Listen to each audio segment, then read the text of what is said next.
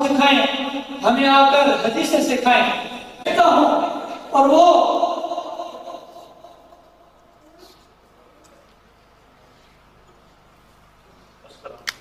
میرے اور آپ کے درمیان ہمارے مہمان خصوصی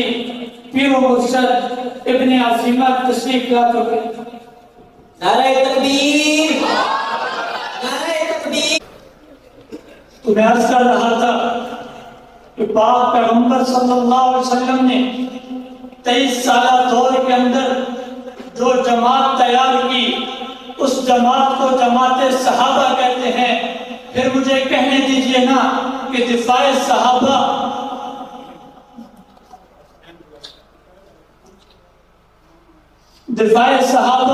پاک پیغمبر کی عظمت کی حفاظت ہے، دفاع صحابہ پاک پیغمبر کی حیات کی حفاظت ہے، دفاع صحابہ پاک پیغمبر کی ازواج کی حفاظت ہے، دفاع صحابہ پاک پیغمبر کی نبوت کی حفاظت ہے۔ ہاں اگر دفاع صحابہ نہ کیا جائے تو پاک پیغمبر کی عظمت کی حفاظت نہیں ہو سکتی۔ پاک پیغمبر کی عظمت، پاک پیغمبر کی شریعت کی حفاظت اگر کرنی ہے تو دفاع صحابہ کرنا ہوگا۔ اصحابی کالنجوم بأیہم اہتدیتم اہتدیتم او کما قال علیہ الصلاۃ والسلام۔ درود شریف پڑھیں۔ اللهم صل على محمد وعلى آل محمد كما صليت على إبراهيم وعلى آل إبراهيم إنك حميد مجيد۔ اللهم بارك على محمد وعلى آل محمد كما باركت على إبراهيم وعلى آل إبراهيم إنك حميد مجيد۔ میرے انتہائی واجب الاحترام قابل سر عزت و مآب ہم مکتب ہم مشن ساتھیوں اور بزرگوں، آج آپ کے شہر انپور کے اندر پہلی مرتبہ گفتگو کرنے کی جسارت حاصل کر رہا ہوں۔ اللہ رب العالمین سے دعا ہے کہ اللہ رب العالمین مجھے حق سچ کہنے کی توفیق عطا فرمائے اور مجھ سمیت آپ سب کو اس پر عمل کرنے کی توفیق عطا فرمائے۔ آپ حضرات کو یہ بات بخوبی معلوم ہونی چاہیے کہ آج کا یہ پروگرام بھائی مطیع الرحمن کی خالہ جو کہ فوت ہو چکی ہے، اللہ رب العالمین ان کے درجات بلند فرمائے، ان کی تعزیت کا ہے۔ یعنی اس پروگرام کے اندر جو کچھ کہا جائے گا اس کا ثواب ان کی خالہ محترمہ کو پہنچایا جائے گا۔ میں نے قرآن کریم فرقان حمید کی ایک آیت کریمہ اور جناب نبی پاک صلی اللہ علیہ وسلم کا ایک ارشاد تلاوت کیا ہے۔ جو آیت کریمہ میں نے آپ کے سامنے بیان کی، اس میں اللہ رب العالمین ارشاد فرما رہے ہیں ان الذین قالوا ربنا اللہ، کہ بے شک وہ لوگ جنہوں نے یہ کہا کہ ہمارا رب اللہ ہے، جنہوں نے یہ کہا مشکل کشا اللہ کی ذات ہے، جنہوں نے یہ کہا دستگیر اللہ ہے، جنہوں نے یہ کہا کہ اولاد دینے والی ذات اللہ ہے، جنہوں نے یہ کہا فوت کرنے والی ذات اللہ کی ذات ہے، جنہوں نے یہ کہا کہ حیات دینے والی ذات بھی اللہ کی ذات ہے۔ پھر کیا ہوا جب انہوں نے یہ کہا کہ مشکل کشا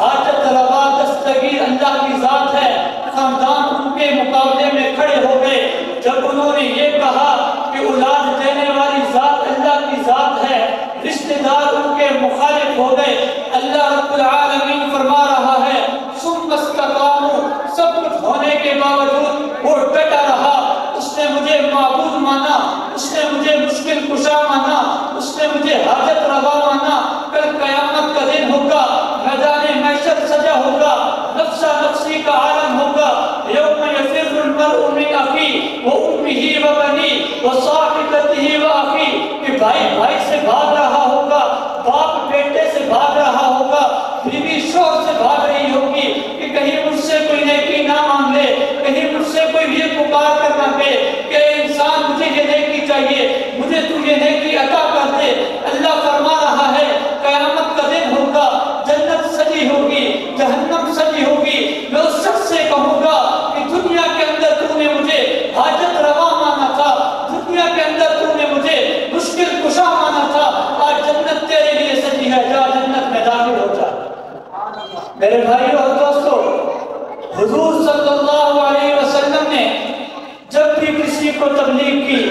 آپ کو تکالیف دی گئی، آپ طائف کے میدان میں گئے، لوگوں سے تبلیغ کی، لوگوں سے کہا قولوا لا الہ الا اللہ تفلحون، لوگوں کلمہ محمدی پڑھ لو کامیاب ہو جاؤ گے۔ آپ نے بدر کے میدان میں جا کے لوگوں کو قولوا لا الہ الا اللہ کہا، کسی نے مانا کسی نے نہیں مانا، جس نے مان لیا وہ پاک پیغمبر کا دوست بن گیا، جس نے نہیں مانا وہ پاک پیغمبر کا مخالف بن گیا۔ چنانچہ ہم عائشہ فرماتی ہیں کہ میں نے پاک پیغمبر سے پوچھا کہ میرے پاک پیغمبر، اے لاڈلے پیغمبر، اے صدیق کے پیغمبر، اے فاروق کے پیغمبر، آپ نے بدر کے میدان میں جا کر لوگوں سے مقابلہ کیا ہے، آپ نے احد میں جا کے لوگوں سے مقابلہ کیا ہے، آپ نے طائف کے اندر بھی لوگوں سے مقابلہ کیا ہے، لیکن یہ تو بتائیے نا کہ کس میدان کے اندر آپ کو تکالیف دی گئی۔ میرے پاک پیغمبر نے فرمایا عائشہ ایسی باتیں مت پوچھا کرو،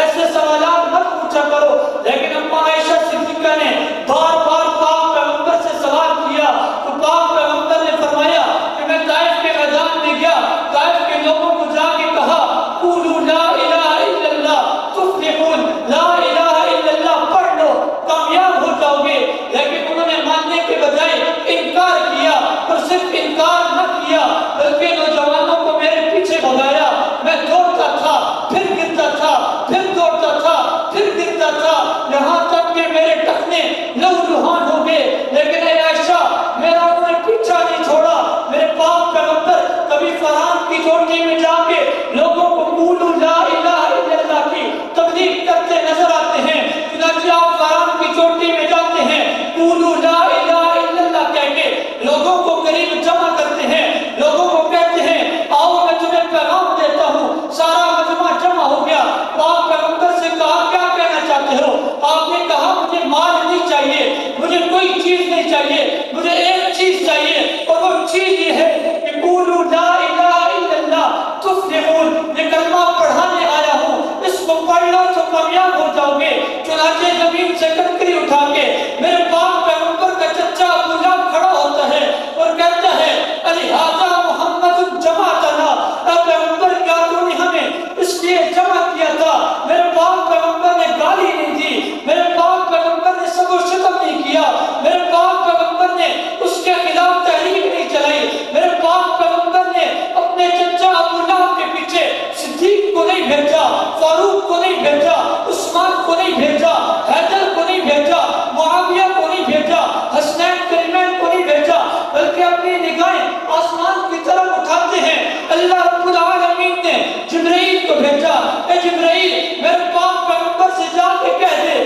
کہ تیرا چچا تو یہ کہہ رہا ہے الہٰذا محمد جمعتنا، لیکن تو اپنے چچا سے کہہ دے کہ آج وہی آ چکی ہے، وہی یہ تھی تبت یدا ابی لہب وتب، اے پاک پیغمبر تیرے ہاتھ ہلاک نہ ہو، اے پاک پیغمبر تیری جماعت ہلاک نہ ہو، بلکہ تیرا چچا ابو لہب ہلاک ہو جائے جس نے تیرے خلاف تحریک چلائی ہے۔ چنانچہ وہ ابو لہب جو پاک پیغمبر کی طرف کنکری پھینک رہا تھا دب کے رہ گیا، انہوں نے میرے پاک پیغمبر نے طائف کے لوگوں کو تبلیغ کی۔ میرے بھائیوں اور دوستو، حضور صلی اللہ علیہ وسلم نے جہاں جہاں بھی تبلیغ کی ایک ہی کلمہ تھا قولوا لا الہ الا اللہ تفلحون، جس نے مانا وہ کامیاب ہوئے، جس نے نہیں مانا وہ کامیاب نہیں ہوئے۔ چنانچہ حضور علیہ السلام بدر کے میدان میں جا کر اسی پیغام کو عام کر رہے ہیں۔ ایک شخص کہنے لگا کہ جس زمانے کے اندر میرے اور تیرے پیغمبر آئے وہ زمانہ سب زمانوں سے اعلیٰ کیوں تھا؟ میں نے کہا اس کا جواب یہ ہے کہ وہ زمانہ اس لیے سب سے اعلیٰ تھا کہ اس زمانے کے اندر پیغمبر مصطفیٰ احمد مجتبیٰ امام الکبریاء مکین گنبد خضرا صلی اللہ علیہ وسلم تشریف لائے تھے، تو وہ زمانہ سب زمانوں سے اعلیٰ ہو گیا۔ کہتا ہے بالکل مان لیا۔ میں نے کہا جب زمانہ زمانے سے اعلیٰ ہو سکتا ہے پھر جس ترانے کے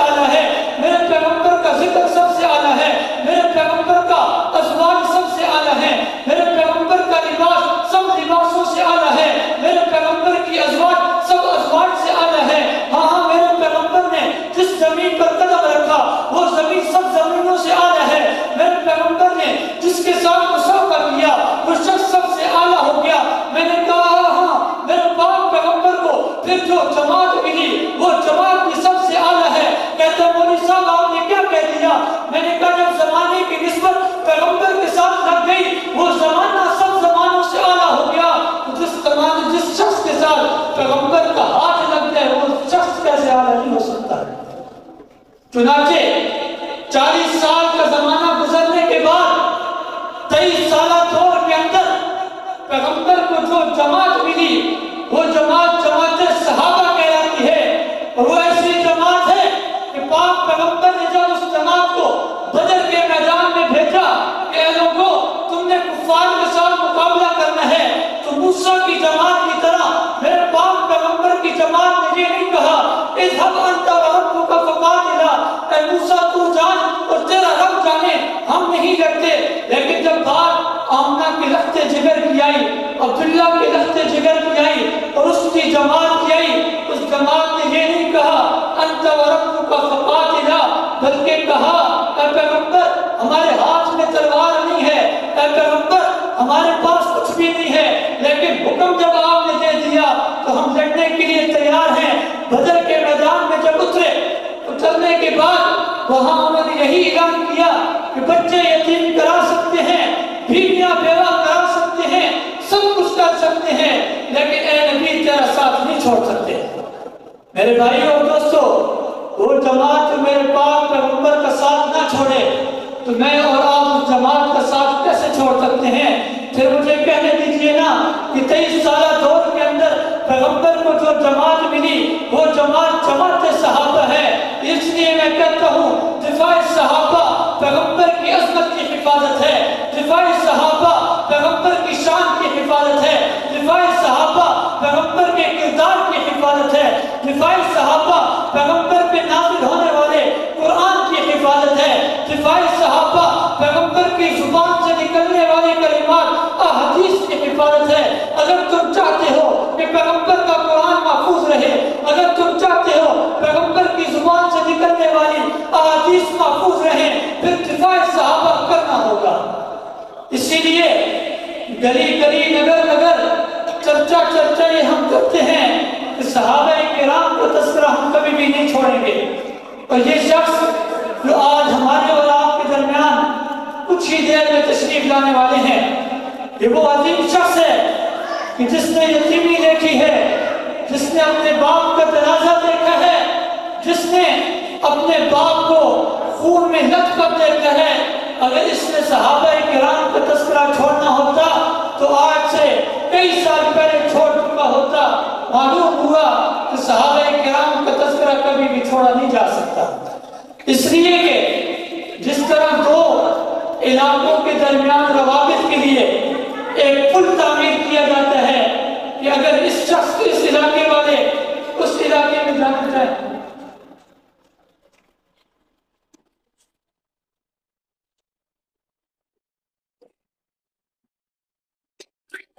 تو میں عرض یہ کر رہا تھا کہ صحابہ کرام ایسی ہستیاں ہیں کہ ان کا تذکرہ کبھی بھی چھوڑا نہیں جا سکتا۔ میں نے کہا کہ دو علاقوں کے درمیان روابط کے لیے اگر درمیان میں دریا چل رہا ہو تو اس علاقے کا دوسرے علاقے کے ساتھ تعلقات قائم کرنے کے لیے درمیان میں ایک پل بنایا جاتا ہے تاکہ اس علاقے والے اس علاقے میں جا کر اپنے روابط قائم کر سکیں، اپنے تعلقات قائم کر سکیں۔ اسی طرح صحابہ کرام رضی اللہ تعالی عنہم اجمعین پاک پیغمبر کے شریعت کے درمیان ایک پل کی حیثیت رکھتے ہیں، اس لیے کہ اگر ہمیں نماز ملی ہے، قرآن ملا ہے، حدیث ملی ہے، روزہ ملا ہے، جو کچھ بھی پاک پیغمبر کا ملا ہے وہ صحابہ کرام کی وجہ سے ملا ہے۔ اگر صحابہ کرام نہ ہوتے، نہ نماز سکھائیں، ہمیں آ کر حدیثیں سکھائیں کہتا ہوں، اور وہ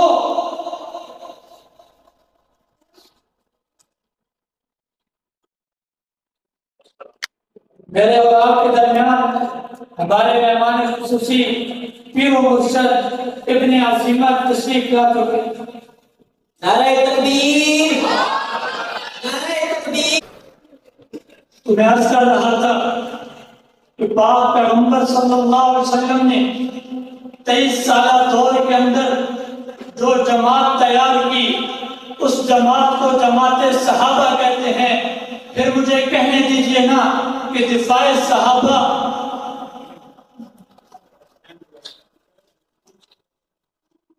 دفاع صحابہ